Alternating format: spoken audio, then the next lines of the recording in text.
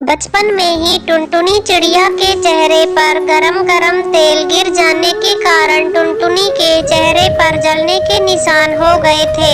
अब जब टुनटुनी बड़ी हो जाती है तब सभी पक्षी टुनटुनी का मजाक उड़ाते हैं। देखो देखो रानो बहन, मुँह जले वाली आ गई है। ए चिड़िया, तू जा यहाँ से। मुझे तेरा जला हुआ चेहरा देखकर बहुत डर लगता है। आप सब मुझसे ऐसे बातें क्यों करते हो? अगर बचपन में मेरे चेहरे पर गरम तेल गिर गया था तो इसमें मेरा क्या दोष है? अरे कुछ भी बात हो, पर हम तुझ जैसे जले मुंह वाली से बात नहीं करेंगे। फिर एक दिन टोनी चिड़िया टुनटुनी का रिश्ता लेकर उसके घर आती है। मैं तो मेरे बेटे के लिए तुझे देखने आई थी, मगर तेरा तो चेहरा ही चुड़ैल जैसा है। मैं तो ऐसी चिड़िया से मेरे बेटे की शादी नहीं करूँगी। माँ जी, बचपन में मेरे चेहरे पर गरम गरम तेल गिर गया था। माँ जी, मैं आपको कभी शिकायत का मौका नहीं दूंगी। तभी टोनी चिड़िया की नजर घर में रखे सामान पर जाती है और टोनी चिड़िया कहती है,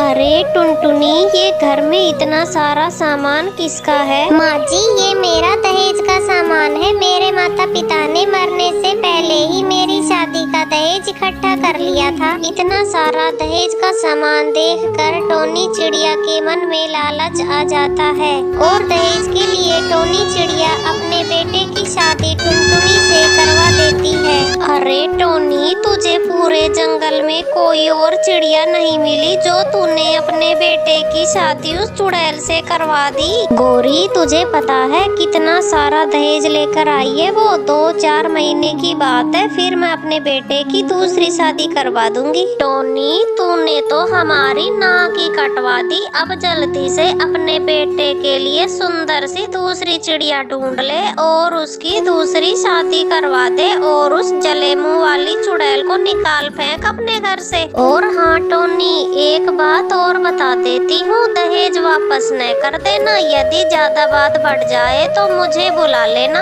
ऐसे ही कुछ दिन गुजर जाते हैं। तब एक दिन टुनटुनी चिड़िया अपने पति टुन्नू से कहती है, ए जी, मुझे पता है आप मेरे जले हुए चेहरे की वजह से मुझसे प्यार नहीं करते, कभी मुझसे प्यार से बातें भी नहीं करते। यदि तुझे पता है तो मुझसे बात क्यों कर रही है? आप मुझसे शादी करके इस घर में लाए हो। मैं खुद से तो तुम्हारे घर में नहीं आई ना, जो मेरे साथ ऐसा बर्ताव करते हो। बस चुप कर और जा, निकल यहाँ से। जाके माँ के लिए चाय बना दे। फिर टुनटुनी चिड़िया वहाँ से चली जाती है और इधर टुन्नू के पास उसकी माँ टोनी चिड़िया आती है। बेटा, एक बार मेरे साथ नदी पे चलो, मुझे तुमसे कुछ बात करनी है। माँ, जो भी बात करनी है यहीं पे कर लो। पहले ही आपने दहेज के लालच में मेरी शादी इस मनहूस से करवा दी। अरे बेटा, एक बार मेरे साथ चलो तो। फिर टुन्नू चिड़ा अपनी माँ के साथ नदी पर जाता है। बेटा, मैं तुम्हारी दूसरी शादी करना चाहती हूँ, तुम्हें कोई एतराज तो नहीं है?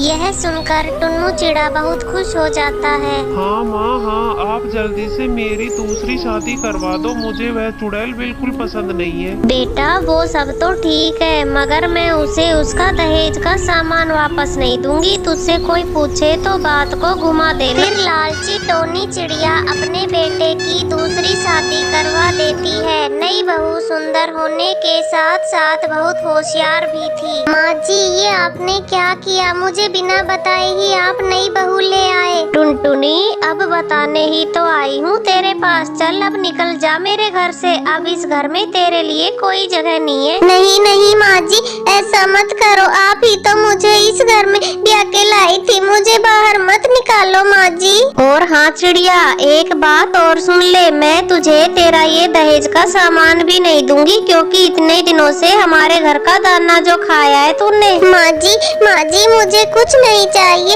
ये सब आप ही रख लो। मुझे तो इस घर के कोने में छोटी सी जगह ही दे दो माँ जी। मैं घर का सारा काम करूँगी और कुछ नहीं तो काम वाली समझकर ही मुझे घर में रख लो माँ जी। फिर टुनटुनी की सास मान जाती है और टुनटुनी को घर में ही रख लेती है। ठीक है रख लेती हूँ घर में, मगर सुन ले चिड़िया, यदि आते जाते पक्षियों से बात की या किसी को भी कुछ बताया तो मैं उसी दिन तुझे घर से निकाल दूंगी। फिर अगले दिन नई बहू टोनी चिड़िया से कहती है, सासू मॉम मेरे कमरे में एसी लगवा दो, मुझे बहुत ज्यादा गर्मी लगती है। अच्छा री, मेरा बेटा इतना भी नहीं कमाता कि हजारों का बिजली का खर्चा उठा सके। ए बुढ़िया, यह तो तुम्हें मेरे जैसी सुंदर बहू लाने से पहले सोचना था, और वैसे भी बुढ़िया मेरा चेहरा जला हुआ नहीं है जो मैं तेरी बातें सुनूंगी। फिर अगले दिन सुंदर बहू अपने पति को मना लेती है और कमरे में एसी लगवा लेती है। फिर एक दिन सुंदर बहू नदी पर जाती है, तब वहाँ गोरी कौवी आ जाती है जिसका काम बस दूसरों के घरों में फसाद करवाना ही था। तेरी सोतन पर तो बहुत जुल्म किए हैं तेरी सास ने, अब देखो तुम्हारे साथ क्या क्या करती है। मैं बहुत सुंदर हूँ, मैं कोई जले चेहरे वाली चिड़िया नहीं हूँ। हाँ वो तो ठीक है, परंतु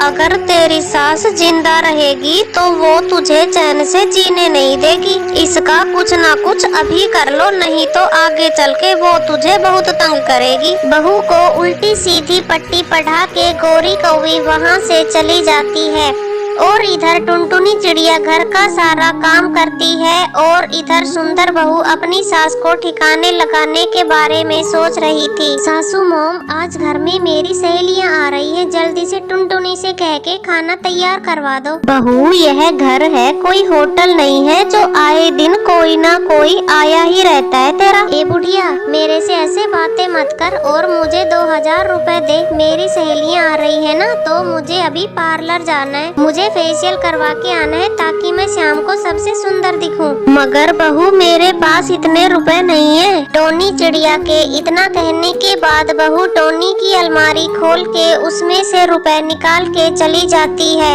अब टोनी को अपनी गलती का पछतावा हो रहा था। फिर अगले दिन टोनी चिड़िया टुन्नू से कहती है, बेटा तेरी सुंदर बहू तो दिन पे दिन बदजुबान होती जा रही है, इसको जरा समझा दे वरना अच्छा नहीं होगा। इतना कह के टोनी चिड़िया वहाँ से चली जाती है और सुंदर बहू टुनटुनी से कहती है, ए जले चेहरे वाली चिड़िया, तू यहाँ खड़ी खड़ी क्या कर रही है? चल मटका उठा और पानी लेके आ। फिर टुनटुनी बिना कुछ कहे चुपचाप पानी लेने चली जाती है और इधर सुंदर बहू अपनी सास के पीछे पीछे जाती है। आज तो मैं इस बुढ़िया का काम तमाम ही कर दूंगी। गोरी कौवी ने सच ही कहा था, यह बुढ़िया तो दिन पर दिन बिगड़ती ही जा रही है। फिर सुंदर बहू रास्ते में ही अपनी सास को रोकती है और मगरमच्छ के आंसू बहाते हुए अपनी सास को कहती है, माँ जी जल्दी चलो, उधर टुन्नू जी कुएं में गिर गए। क्या कहा बहू, मेरा बेटा कुएं में गिर गया?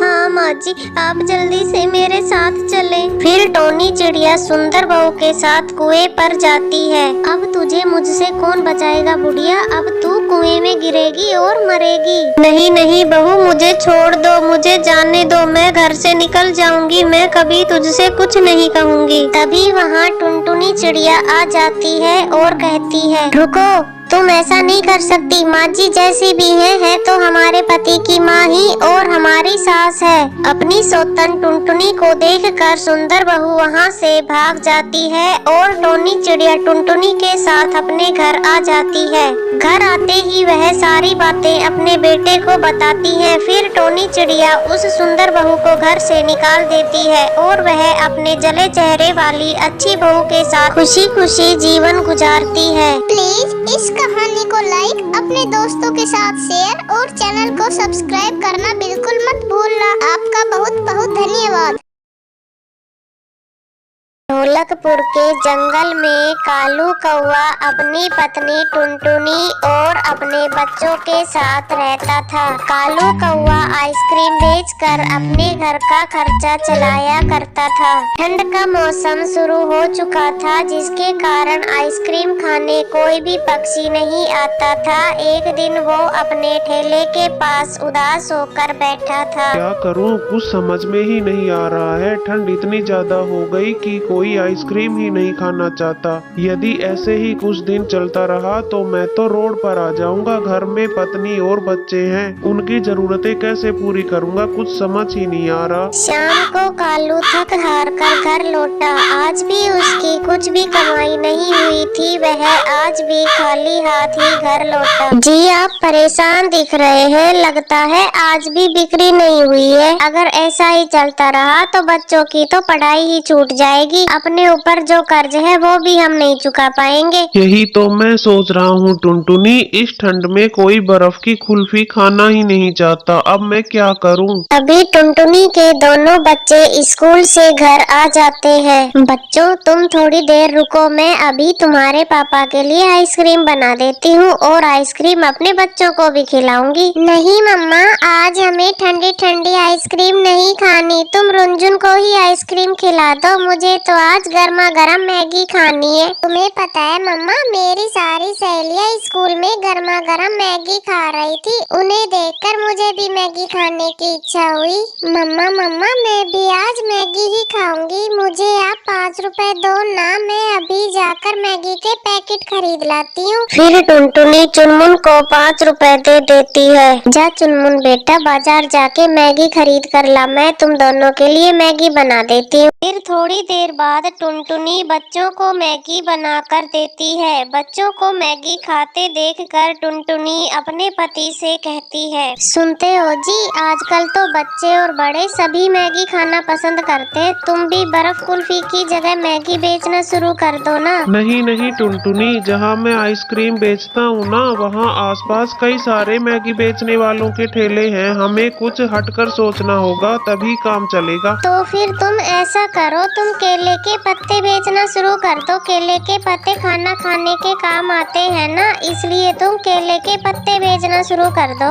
नहीं टुनटुनी, इसकी तो बाजार में काफी सारी दुकानें हैं, क्यों ना मैं केले पत्ता मैगी बेचूं? जी ये तो बहुत ही अच्छा आइडिया है, मैं कल ही जंगल जाके आपके लिए केले के पत्ते ले आऊंगी और आपके लिए मैगी भी बना दूंगी। टुनटुनी तुम कल मेरे साथ ही चलना, हम दोनों मिलकर केला पत्ता मैगी बेचेंगे। फिर अगले दिन कालू कौआ और टुनटुनी मिलकर केला पत्ता मैगी बेचने लगते हैं। आइए आइए, केले पत्ता मैगी खाइए, मुंबई की मशहूर केला पत्ता मैगी खाइए, जंगल में पहली बार ऐसी मैगी आई है, आइए आइए। फिर टुनटुनी की आवाज सुनकर कुछ पक्षी टुनटुनी के ठेले पर आते हैं। अरे बहन, मैंने तो पहली बार ये केला पत्ता मैगी का नाम सुना है, जरा मुझे और मेरी सहेली को ये केला पत्ता मैगी खिलाइए। फिर टुनटुनी अपने दोनों ग्राहकों को केला पत्ता मैगी खाने के लिए देती है। अरे वाह टुनटुनी, इस मैगी का तो जवाब ही नहीं, इसका टेस्ट तो बहुत ही अच्छा है, हमने तो कभी ऐसी मैगी खाई ही नहीं। देखते ही देखते ठेले की सारी केला पत्ता मैगी बिक जाती है और टुनटुनी कालू से कहती है, देखिए जी, आपका ये केला पत्ता मैगी वाला आइडिया तो बहुत ही अच्छा था, अब हमें कल और मैगी बनाने का सामान खरीद कर लाना होगा।